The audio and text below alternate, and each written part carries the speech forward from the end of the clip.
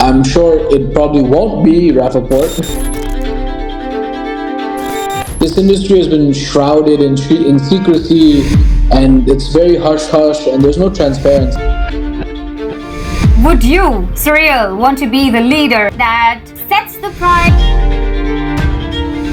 The mind industry is obviously going to put out their marketing against Lab because at the end of the day, they're hurting.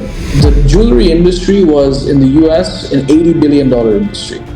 With Lab, this can become a $300 billion industry. People from the ages of like 18, 19, up to 30, 34, 35, 36, wanting to wear toe rings. Online Instagram influencers, sports stars, Ariana Grande.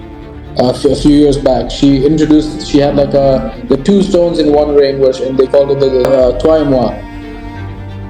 That was something that never happened. Use of AI or ChatGPT. AI is coming into the fray like at such a pace. It's literally dominating industry. Hi Aditya, how are you? Good, how are you? Yeah, doing great. And I hear that it's a super busy afternoon. So how's your day coming along? The day is good. It's a fun time, but it's also very hectic at the moment. But it's a great time. It's a great time. Great time, great time. So on that super great note, let me dive right in to hear a little bit about you and your work as VP Surreal. As Vice President of Surreal Diamond, my main objective is obviously to gain as much traction for our brand as possible. Go in, acquire customers. Our main goal for this brand, so Surreal is our independent only brand. So we only service the independent jewelers of America. So in the US, you have about roughly 6,000 independent retail jewelers. So our goal is to capture as much of that market as possible. Obviously, not at once. So we're definitely going slowly, capturing doors, let's say at about 200 to 350 doors at a time. That's kind of how we're going year on year. And that's really our goal. So my main goal is to just keep acquiring different accounts with the help of our president, George Prout. And yeah, that's really what it's all about for me, is just getting the Surreal name out there, making sure all of our customers are happy, and making sure we're acquiring the right type of partners for our brand as well. Right. When we speak about the right type of partners, would you like to share a little bit about the ideal partner profile, the kind of partners you're looking for? People who want to join as Surreal Diamond dealers? We want to make sure that this is not just a supplier and a customer relationship. We think of these as partnerships where, we're putting our goods into your store, hoping that we can maximize sales on both of our ends, correct? So for us, it's really important to make sure we're partnering with the right people in the right markets, because our main objective also is to give each dealer in their market an exclusive radius of about 100 miles. So no other Surreal dealer will be within 100 miles of you. That's really our main goal at the moment. So we can keep some sort of, not just exclusivity, but we help our retailers in understanding that, there is a benefit to be doing business with us and us alone, as opposed to multiple dealers at the same time. Because as we said, we are a grower. So JB Bhanderi, we are a grower. My family, which is JB, and Bhanderi, which is the growing side, we've partnered together about 18 months ago, and now we've really gone, strides farther than we could have ever imagined. So now we really want to convey that to our retailers and make sure that they're understanding of the type of company that we can be and that the type of partner we can be for them. So just making sure that we're partnering up with the right people who are not only able to sell enough goods, obviously, but to also make sure that they have the right vision about the industry as we do.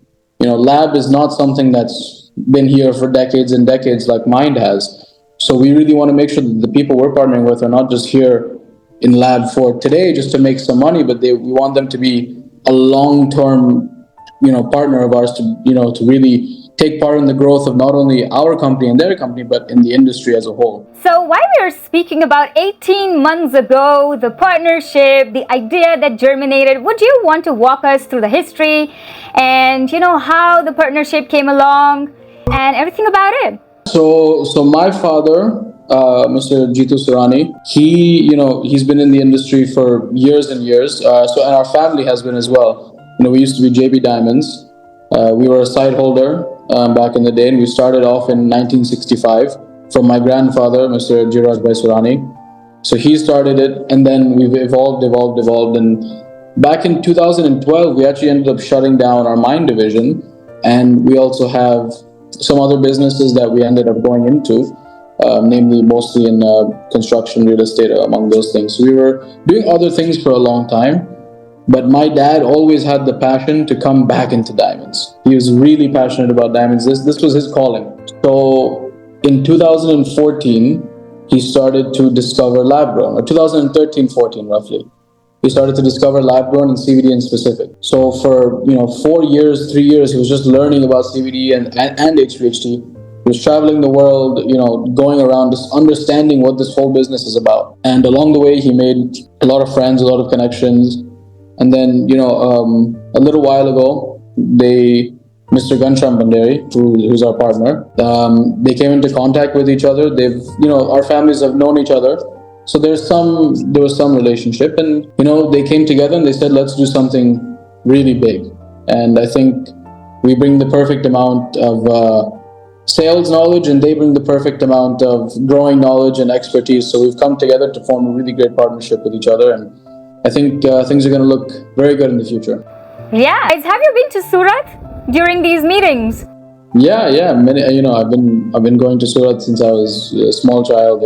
Our family is based in Surat, so there's definitely I have a love for the city, for the country as a whole. Obviously, I'm Indian. I've lived in India for a certain part of my life as well. So yeah, but for a lot of these early meetings, I wasn't really involved, and I only came into the business about 18 months ago, maybe a little bit more than 18 months now. But so I was fairly recent into the business as a whole. So I wasn't really involved in the early stages of the business planning, but where I was able to get involved in the conversations that we've had about not only what we think for our business as a whole, but for what the industry can become, has been really special to be a part of, and to really see and to understand as well where this industry is going to go over the next 15 to 20 years. Fabulous. Your thoughts on the current state of the lab-grown diamond industry and your predictions?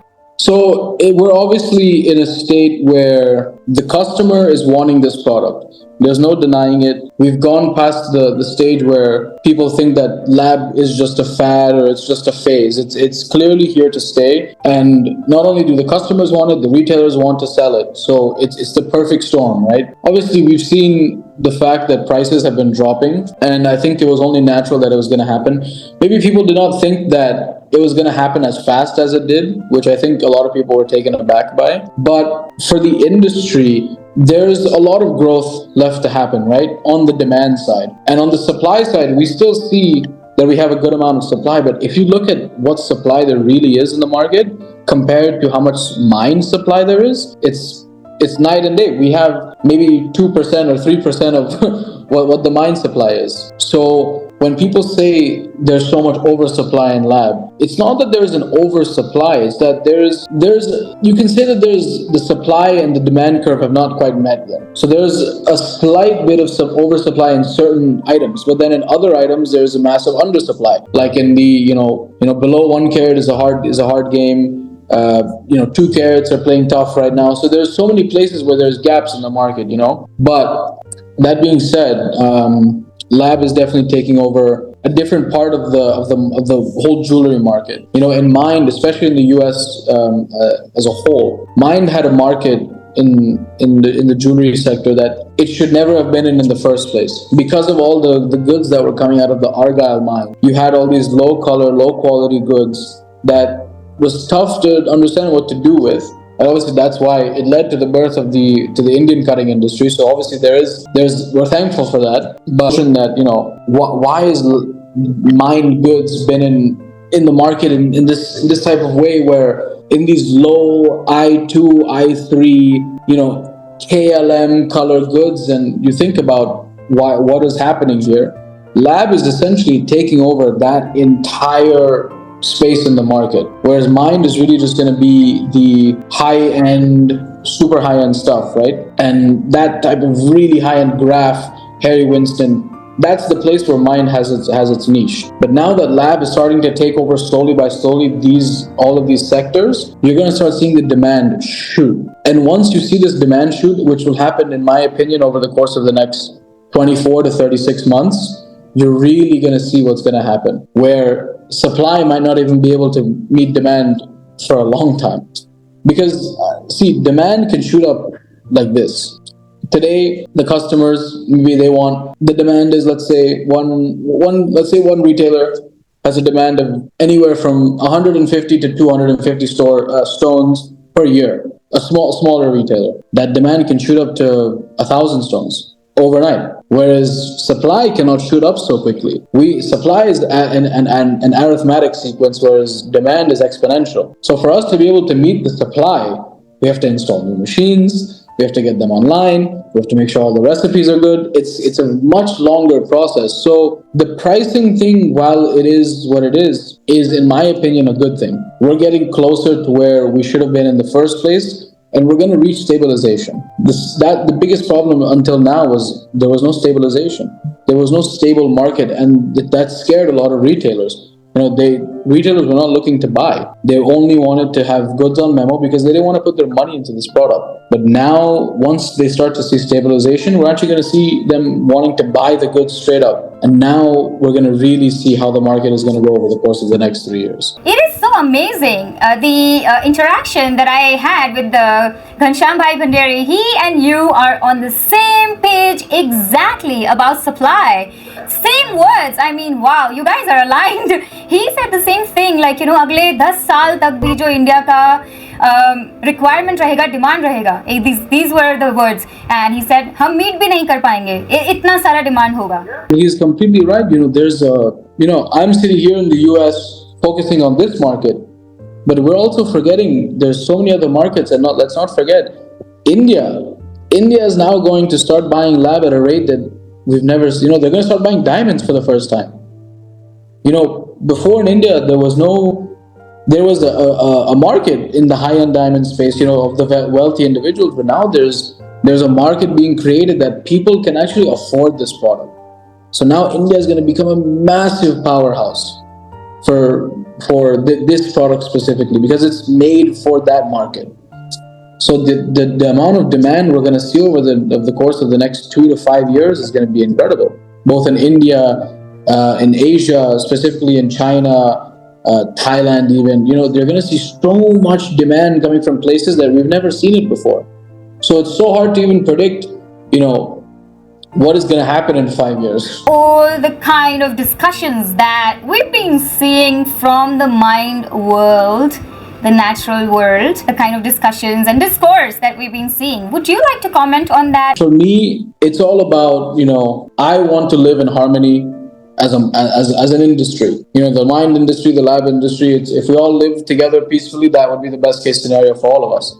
Unfortunately, the mind industry is obviously going to put out their marketing against lab, because at the end of the day, they're hurting. They've never experienced what they're experiencing today. So they're definitely on, getting very defensive, right? Whereas lab is taking over an offensive position.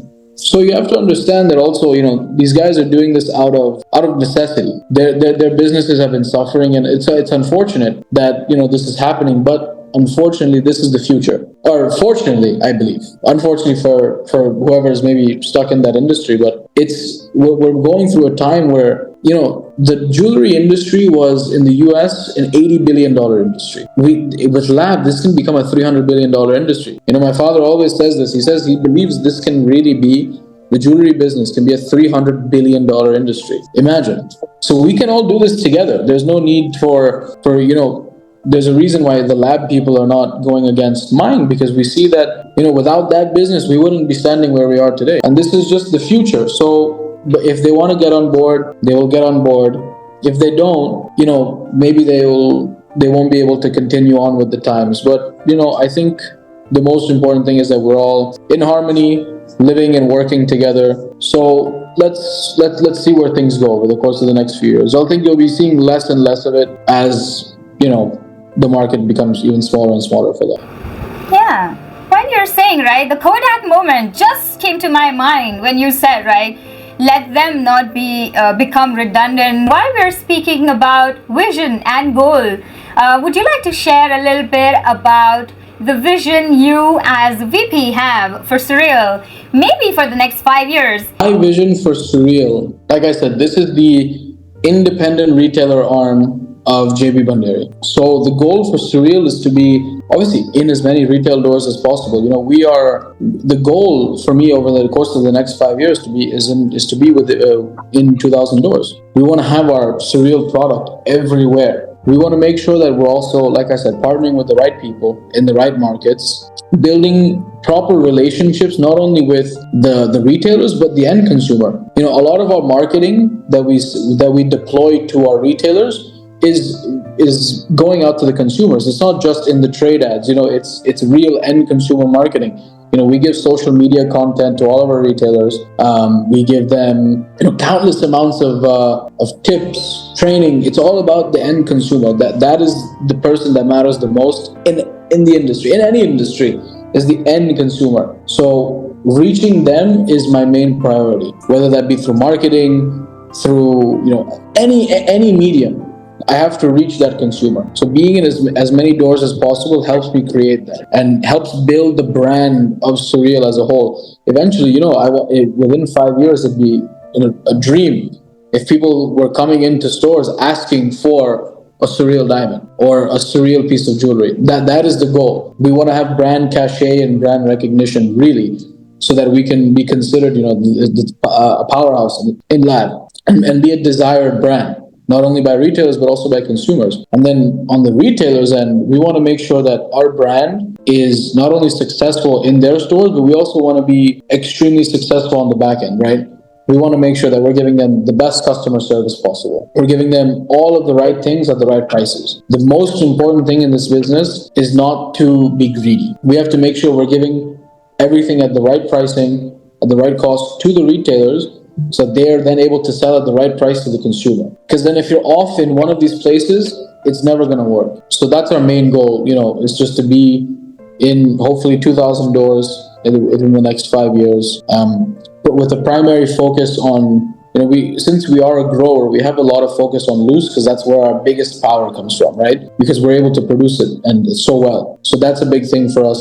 And we have a lot of initiatives behind loose. It's not just, let's give some loose stones to this customer and call it a day. No, we have a lot of pride behind our product. We have a lot of, history. We also have so much stuff going for us. We have made to order diamonds. We have Diamond Legacy coming up that will be launching soon. We have a lot of initiatives behind it so that it's not just a diamond. This diamond holds a lot more value than just being an, DVS1 stone.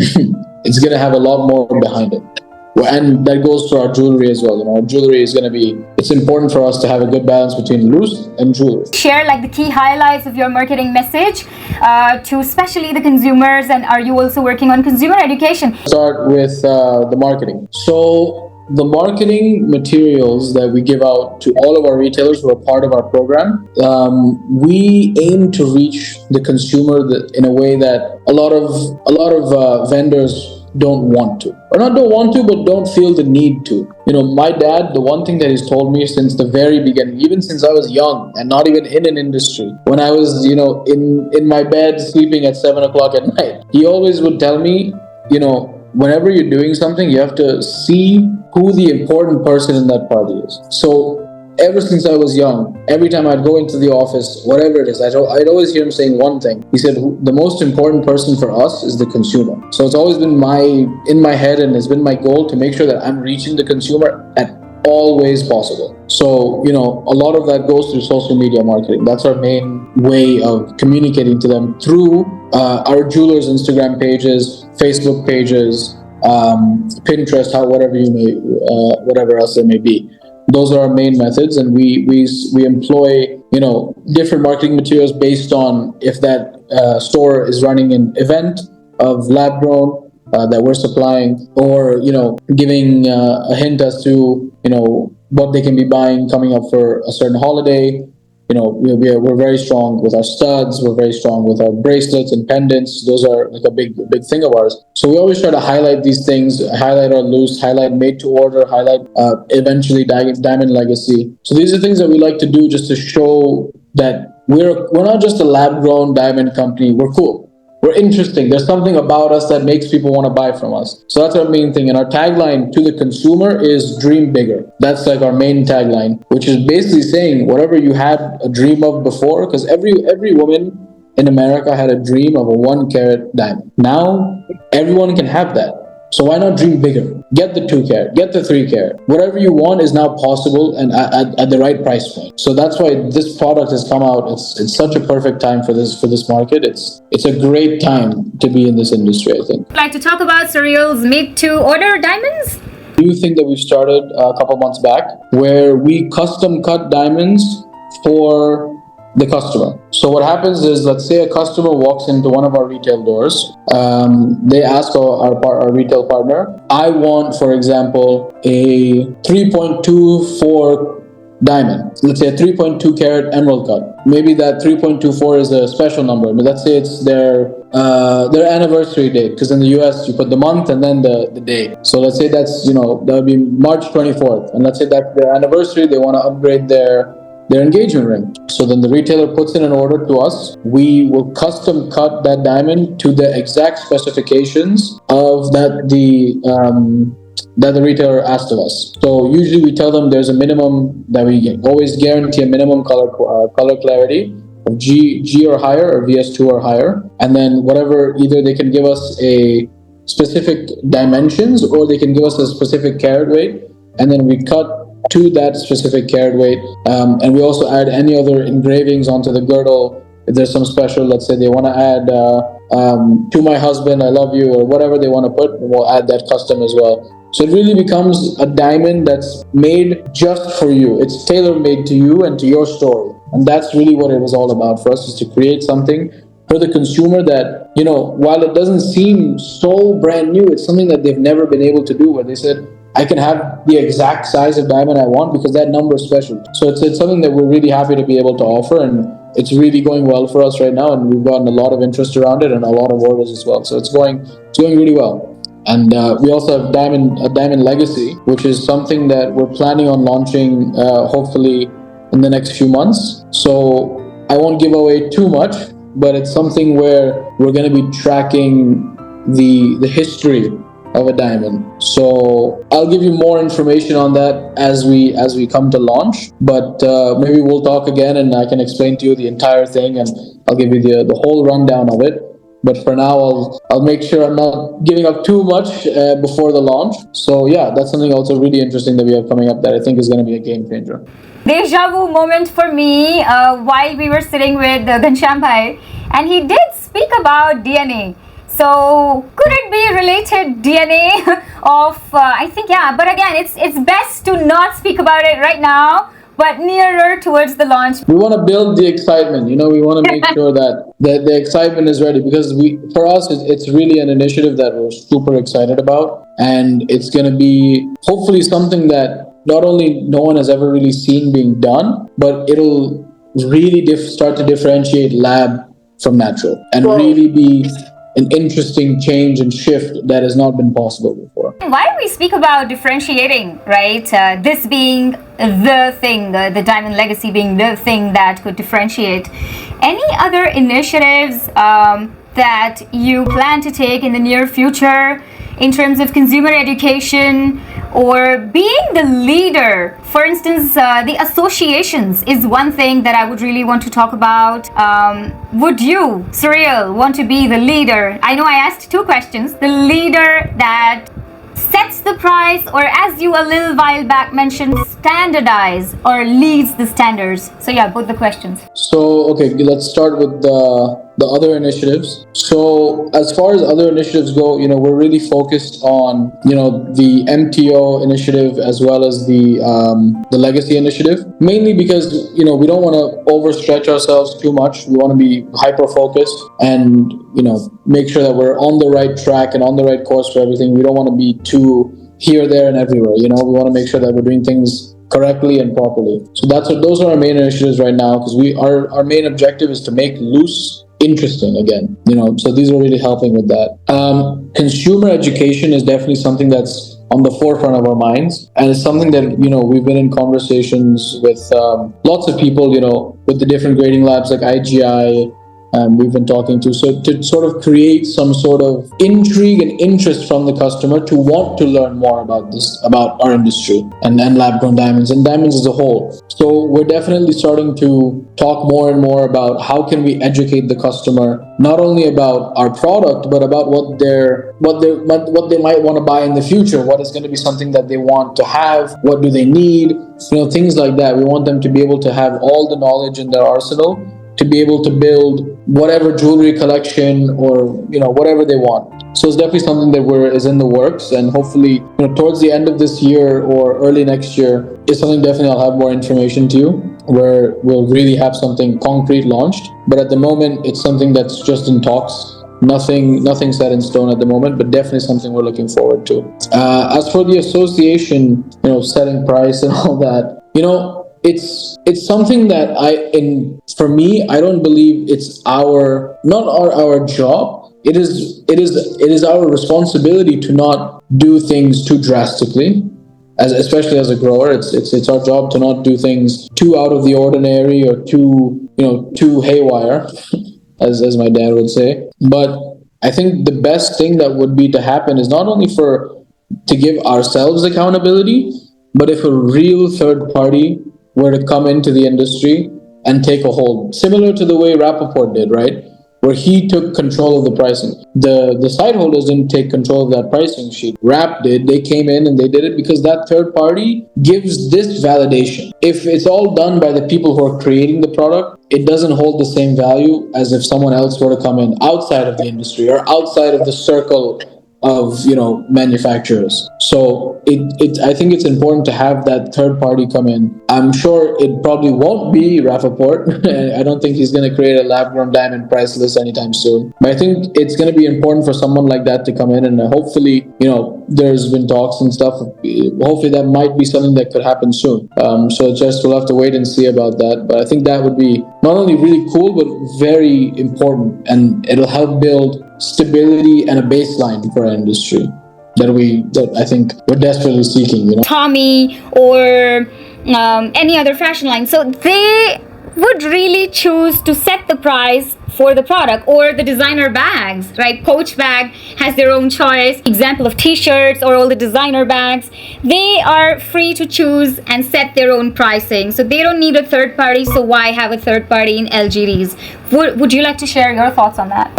I think there's a key distinction between the lab industry and clothing. So in clothing and in handbags, like you mentioned Tommy, key distinction is that they're brands. They have their own cachet. They're marketing themselves to the consumer in such a way that they can command a different price tag, because they've built a basis of not only consumer followership, but brand loyalty. They've built all of these things, and they've built an aura around their brand that people want to come and buy from them. That's one thing. Also, they're building different products, different designs. They're completely different things. A Coach bag and a Louis Vuitton bag are not the same thing. Two completely different products with different design philosophies, different materials. But diamond, the one thing is, it's when lab-grown diamonds were essentially a commodity. Diamonds, lab-grown in mind, it's a commodity, right? That's why there was a price sheet in the first place, because it's somewhat of a commodity.